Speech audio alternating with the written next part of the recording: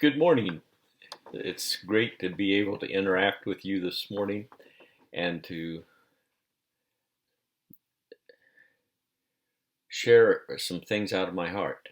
As I've been praying about your preaching and all of those kind of things, but you personally, I, I wrestle with the whole matter of being a coach as well as an instructor or professor.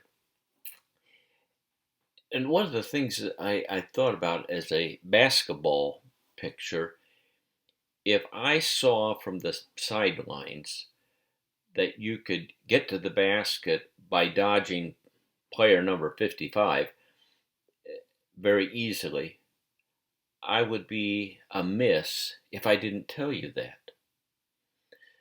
I came across some PowerPoints that I think are very excellent.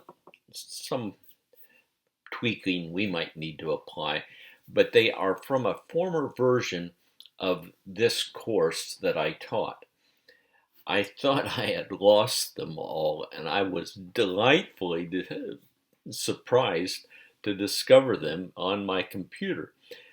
So I have included some of those in the announcements, the announcement sermon ideas. I attached one, and then I titled announcements for succeeding ones. I really urge you to take time to study those. I know your loads are heavy, but I think I'm amiss if I don't suggest that to you.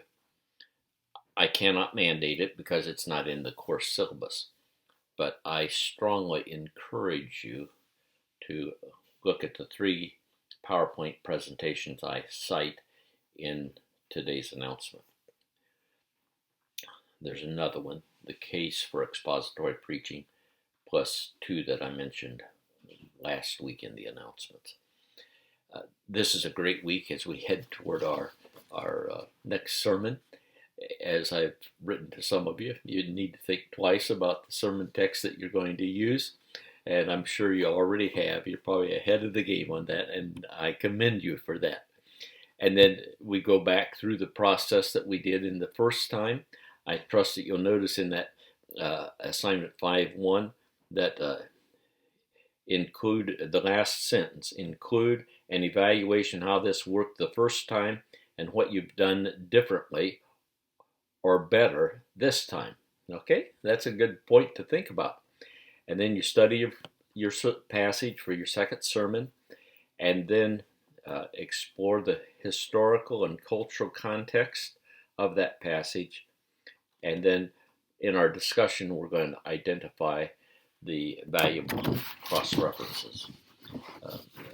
A few years ago, when I was going through the book of Hebrews, I was astounded at how many cross-references to specific statements there are, but also astounded at how many innuendos in Hebrews to Old Testament patterns of worship or whatever it happened to be, that it is just woven in.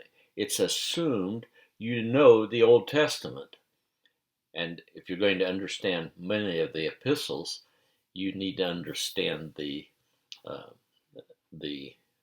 Old Testament innuendos as well as cross-references.